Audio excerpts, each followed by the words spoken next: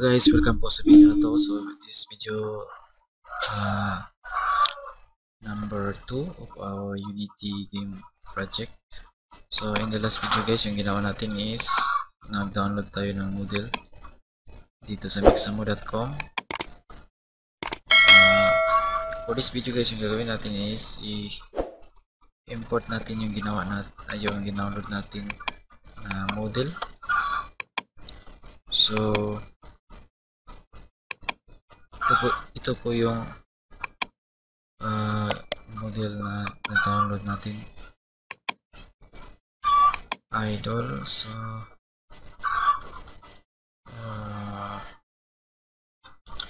okay, so drag natin, select natin, tapos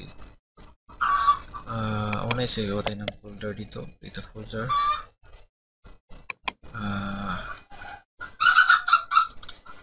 model,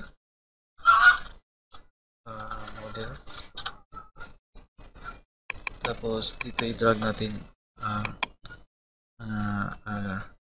na-download natin. So yan, gawa din tayo ng folder dito na animations,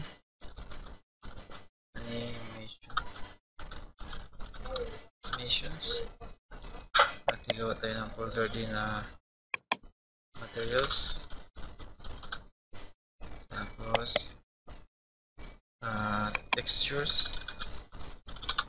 Yan, so dito sa model is una is iset natin to legacy, apply, tapos yung materials is i-extract po natin yung materials to materials folder, tapos yung textures is i-extract natin dito sa textures na folder.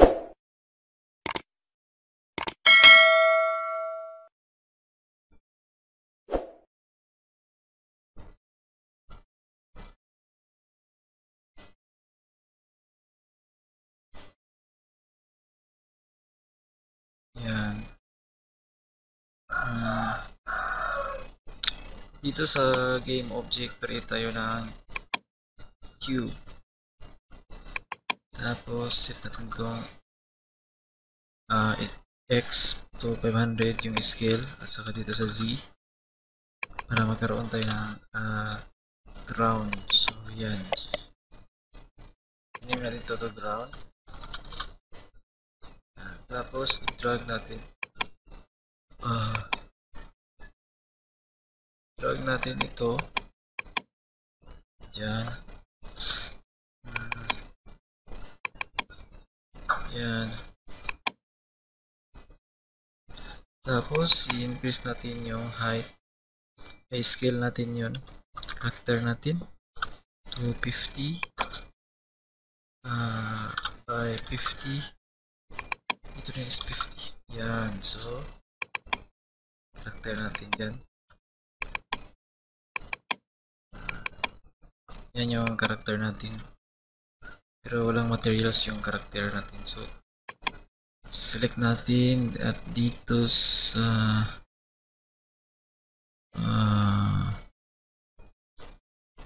tingnan natin guys.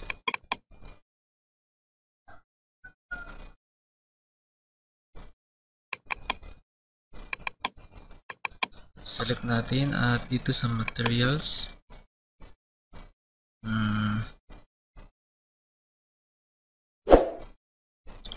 click natin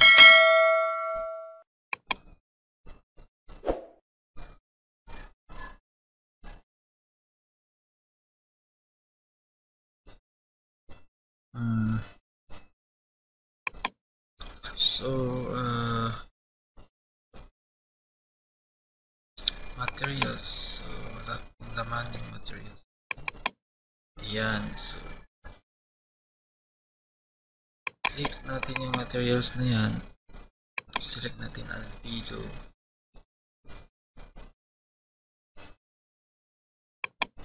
yan.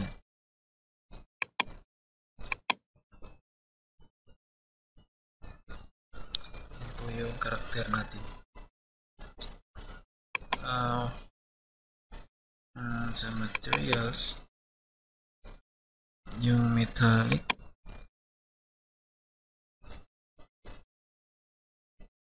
one, smoothness 0, 0.5. Yan.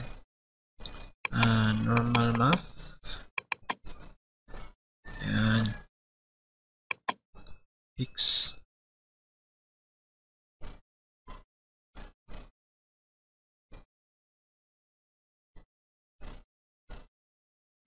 Yan guys. So, yan na yung character na gamitin natin para sa laro na to.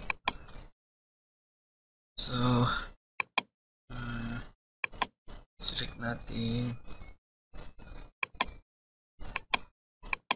Yan.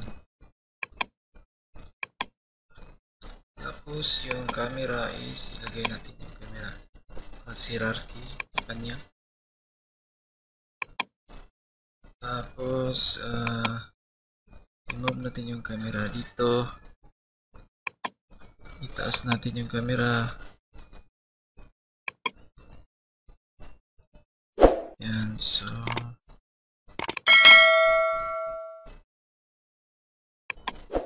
camera is adjust natin. Tapos i-rotate natin yung camera. Yan, rotate ng konti.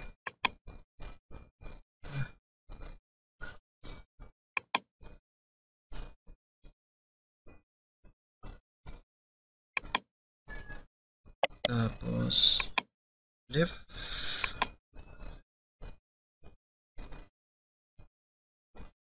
Yan, so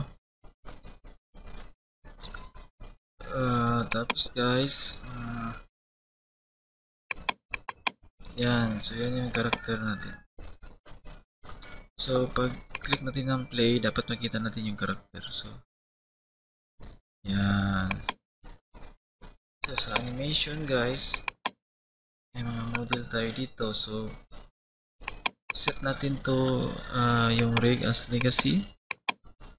Click apply. Tapos ito to legacy. Click apply.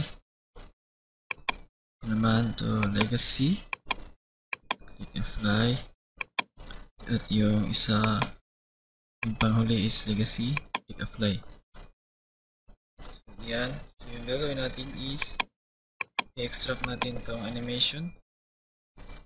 Duplicate. Yan. Itong jumping is duplicate. Tapos itong running is duplicate din natin. Tapos walking, duplicate din natin to. Tapos nyan is i natin yan, put natin sa ating animation na folder. So punta tayo sa animation folder. Oops, sana ba yung wala yung animation natin. Select natin yan, lagay natin dito sa folder. Okay, yan. So set natin yung character.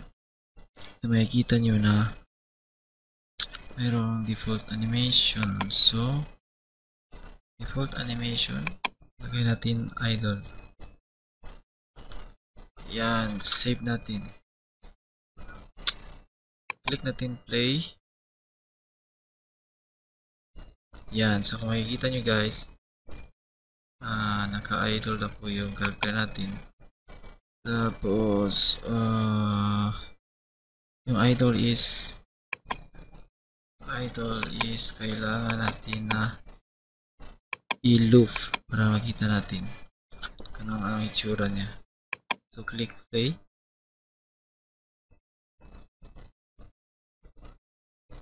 Yan. Yan po yung ano natin, player natin. Okay guys, so Subukan natin yung iba. So, dito sa jumping loop, save, tapos select natin yung character natin. Palitan natin ang jumping. Play natin.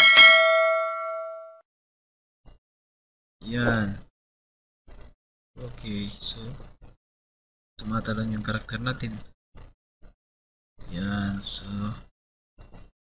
happy ako sa kanyang result. So try natin yung iba na animation guys. Ito running, so loop, walking loop, palitan natin. So select natin yung loop, tapos save, click natin yung character natin, tapos palitan natin ng running jump, save natin, test ulit natin. Yan, tumatakbo na po yung character natin. Yan, okay guys. Wow, nice. So subukan ulit natin to walking. So drag and drop, save, play natin ulit. Yan, so naglakad naman. So maganda guys, maganda yung resulta. So, yun ang gusto ko. So in the next video guys, yung gagawin natin is maglagay tayo ng script na i-attach natin sa ating character para makontrol natin ang animation sa ating character. Makontrol natin yung character guys. So gamit ang ating gamit ang key sa ating keyboard. So makontrol natin yung movement ng ating character. So kung nagustuhan niyo po yung tutorial na ginawa ko, so please make sure to like, share, comments, and subscribe to my channel para sa mga marami pang future update na video na kagaya nito. So kung mayroon kayong mga katanungan, pakilagay na po sa comment description box. Thanks for watching guys, and see you in the next video.